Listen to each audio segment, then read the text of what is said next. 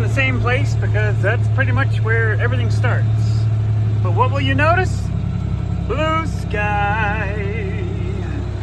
There was some sunshine, but there's a little bit of cloud moving around. To be above zero today. Look at this. Oh my gosh. And yeah, no vaccination machine here. They mitigated all of that. Oh, shapers. Saw a little bit of blood in the calf pen. Looks like maybe somebody took a nip at one of the calves. Either that or the calf got its ear caught in some net wrap or something. But he's a big boy too. See, that's a coyote. That's not a... shit, I gotta point the camera where I'm looking at. That's not a hybrid. He's a big boy, but not a hybrid. Hybrids are way bigger. And they don't move that fast. I'm not close enough. Because they'll just walk around until I go after them. Anyway, back to the point at hand. It's supposed to be above zero today. That's right, girls. So, the astute amongst you are trying to do a loopy-loop here. As you can see, the cows do go and walk around, and they'll nibble on the stuff that's sticking up out of the hay, so they'll follow it down. Look at that beggar. Well, you can't really see him because there's not, well, somebody's got to wash my windows. So what we do is when we have nicer weather stretches like this, we will feed them further away from the yard. So yeah, the camera won't focus because the windows are so blinking dirty. Yeah, so we will feed them away down the field, and actually probably tomorrow and moving on we'll take them down to the faraway paddocks, because the faraway paddocks are where this quarter turns to sand, and that's the whole point in feeding out on the paddocks, is to put their poop and pee out here for those not in the know, because it's all about making the cows do more of the work than us in these machines burning fuel. So what you'll also notice compared to the last video, as I showed you there was some stuff still left over, you'll see more stuff left over. That I'm not worried about, because they will come back to it when it starts getting colder. They'll start picking back through it. But you'll see that's 3 bales in a straight row going down the field. And because it's so nice, they won't mind staying out here away from the yard.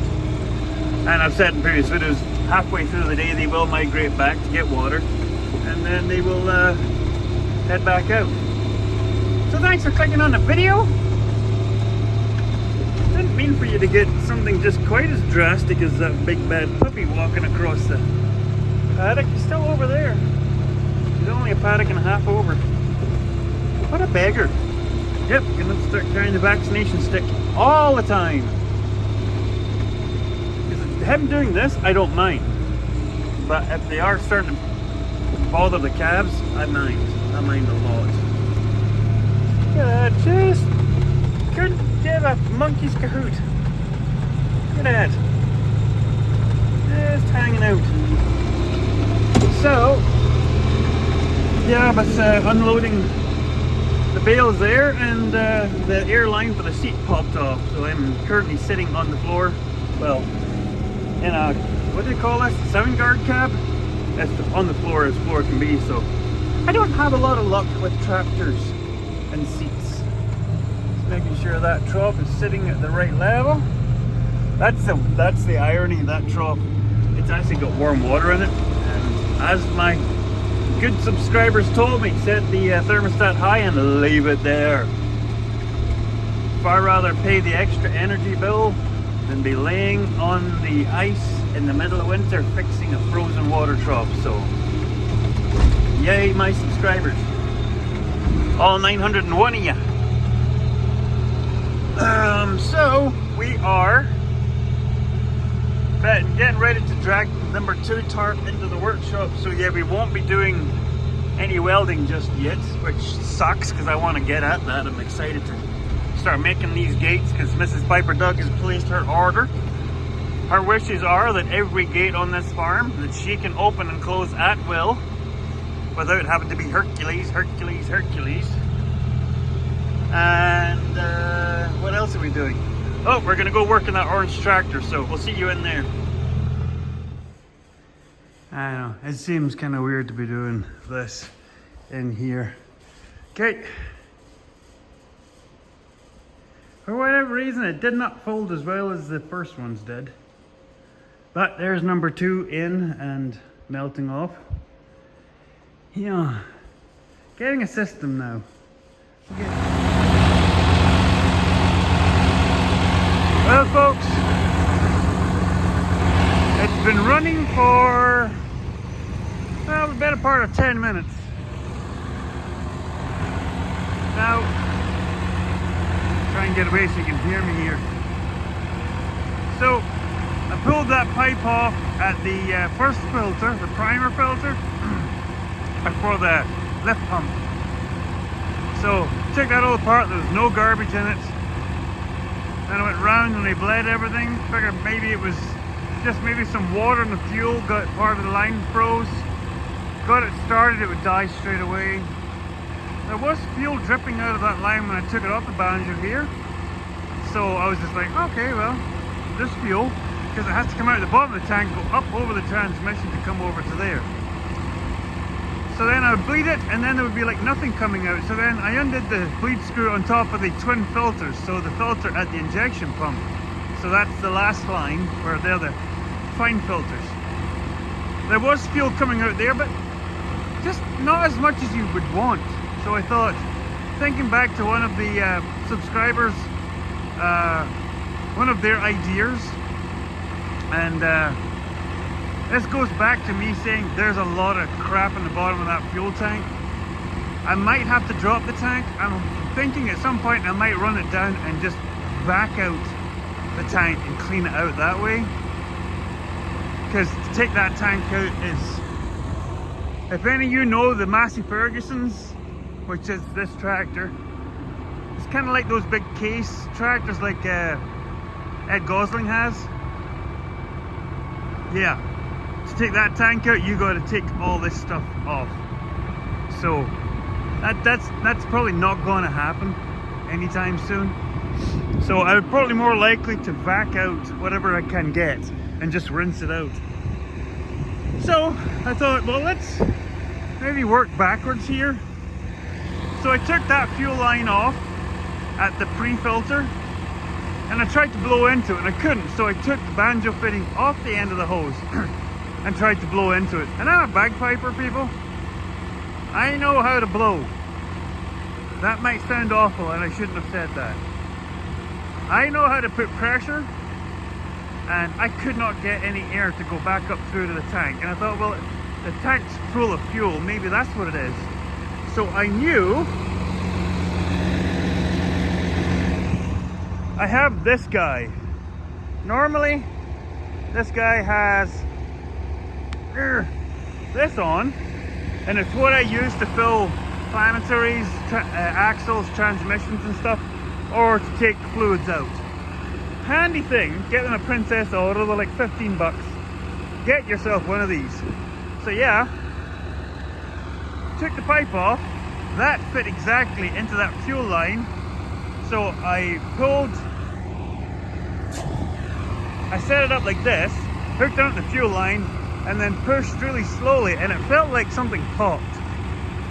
So then I pulled it back again, and it felt like it filled with fluid, pushed it back and forward a few times, and it started to go easier. So at that point I had the banjo fitting back on the filter housing, stabbed the line on there, bled it, and it's been running ever since. So, crap in the tank. Now, my fault, kind of not my fault. I'd let the tank get down quite low before I filled it, so probably filling it while the engine was running pushed a lot of the crud into the intake. So, but there shouldn't be crud in there, which means there still is crud in there. So at some point we're going to have to do this. So, handy dandy, pick of the week for Fiber Doug. Let's see if we can keep this thing going long enough to get to the next drama. Old ram to the service. Well, it's handy having this old beggar, squeaky pants, back up and running, you know, because I do so love this tractor. Yeah, the grader left a nice corrugation in the road there when the road was soft. So yeah, setting the bales up for tomorrow because I've got to head to Brandon. I've got to go and have a counselling session and then go do some shopping. And then it looks like I'm going to be stopping at another store. So yeah, that's one of the original spikes. Who's currently sticking up out of the hitch back there, because that's the one that I replaced already, and that's one of the other aftermarket ones that I bought, and I broke one of those, so that's why there's a newer black one. So these are the ones from Total Farm Supply. They're very beefy. When you're carrying them, they do feel a lot heavier than those red ones. I think the red ones are made from Pakistanium. Don't quote me on that, but these two are the original to whatever the company is that makes these 2-spike single bale forks. They're good enough, and we've had this for 15 years, give or take. So it doesn't owe us anything. But talk about a weird place for it to break. Like not back at the socket, out there. And the weird part was I wasn't carrying a bale when it broke.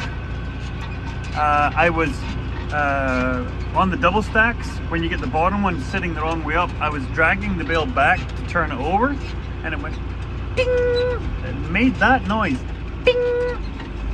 So yeah, that sucked. So I seem to be having a collection of broken bale tines now. But the nice thing about these is, yes, I could find an old piece of like hydraulic ram and make my own, but they bend, and these tend to not bend.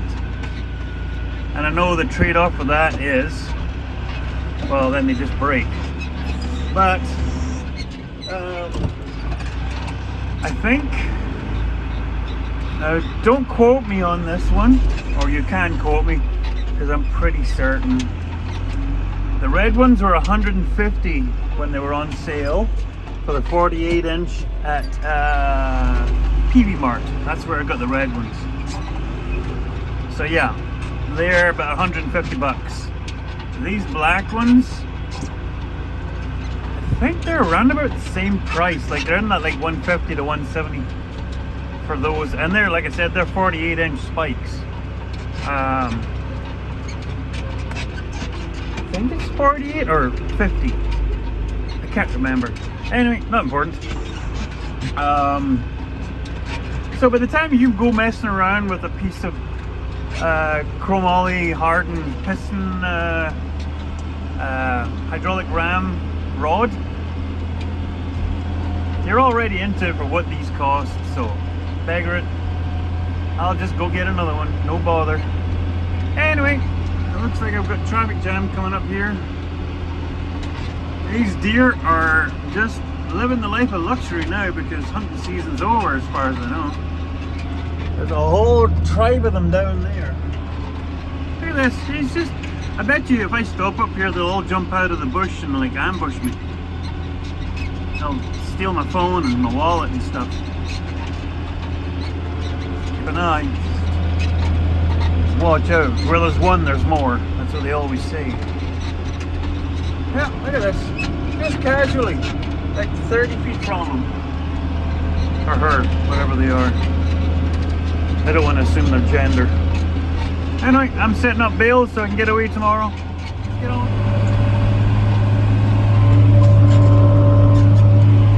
Back to work, old Tango Express. No No rest for the wicked. Didn't even put the side shields back on. Get after it, boy. Oh, look at this. 3:39. Oh my gosh. These poor cows haven't been fed yet. They had a little bit left out in the field, but that's okay. So I was picking up my new wheel for the trailer, the new wheels, solid wheels for the pressure washer, and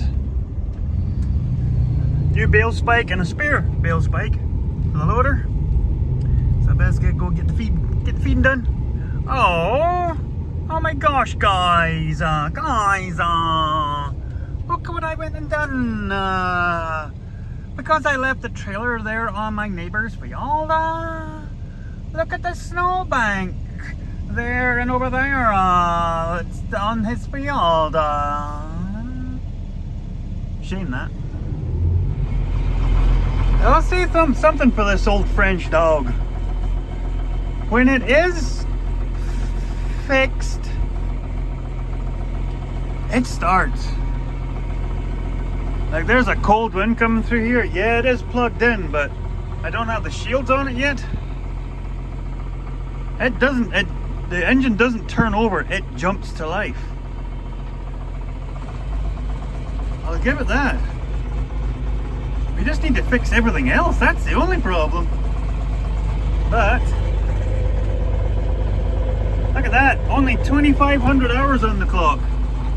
Plus 10,000. So there's that. Choo-choo!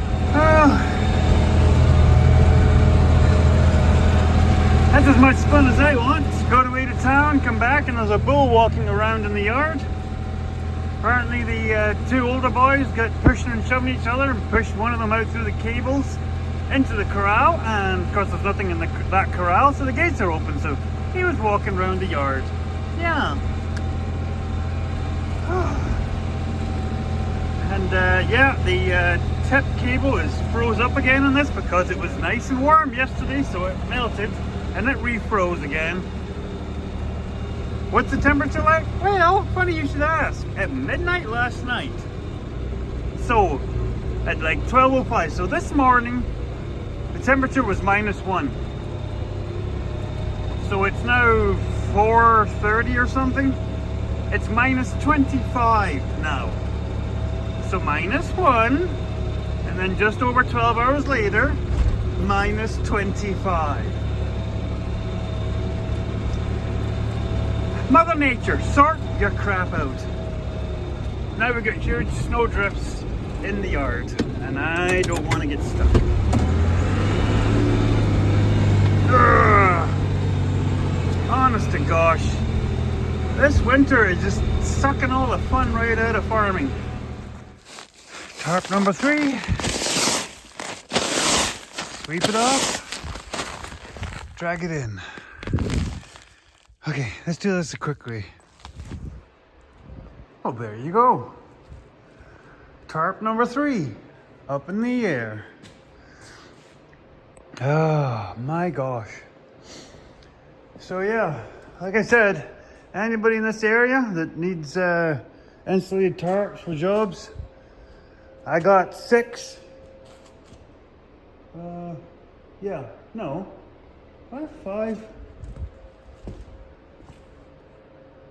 We have 6. Duplis, what are you doing, boy? So yeah. Hopefully by tomorrow night we'll have number 4 in here thawing out, and then we can get to gate making. Oh my gosh. And hopefully tomorrow there is no more. Yes, it grows. The mountain of buckets is growing. A second stack has started, and I'm not done yet because there's buckets to clean out. These buckets are in use at the moment. I think most of them are. But the plan is that we will have this all cleaned, and we can start putting a bench along the back, and then these planks here are shelves for here for all of my nuts, bolts and washers. So that's why you'll see a tremendous amount of sour cream, margarine, and then these big tins. These tins are good for bolts and lag screws and things, and then the tubs, yada yada yada. So that's what we're working up to. Night night, Toothless. See you, bud. We'll leave the little light on for you. There you go. Okay. My gosh, it's hard to believe. Last night, at this time, it was still above zero. And it's minus 20. Yahoo! Oh gosh, so tomorrow we'll feed the golden girls and the bulls, start setting the golden girls corral up for the big move. Sad day, sad day. And then we've got to move the bulls bale feeder back to the door in the wall, because that's where they're supposed to be fed. I took the wheels for the pressure washer over there. That'll be in a future video to transition it over from pneumatic tires to solid tires, because with what happens to that pressure washer, yeah, the bull was everywhere. He was all around this yard. Good thing we've got very well-mannered bulls. They didn't want, well, he didn't wander off. He didn't want to. So the pneumatic, get rid of the pneumatic tires because they all went flat and one exploded. And then also, nice fancy brand new trailer tire and wheel rim for our flat deck trailer, thanks to somebody who will remain nameless. There's bale spikes. Who dragged the trailer with a load of bales on it with a flat tire and destroyed the wheel completely, tire, rim, everything. So let's get that back on the road. And hopefully we can go and get a load of continuous rail to fix that bullpen, so we don't have instances where the two big boys get fooling around and they push one out through the cables. Isn't that right, RJ? So, oh gosh. Come on, bud.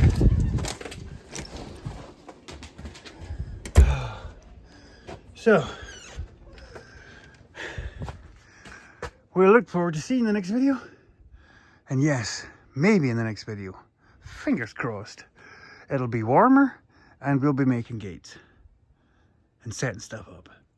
So,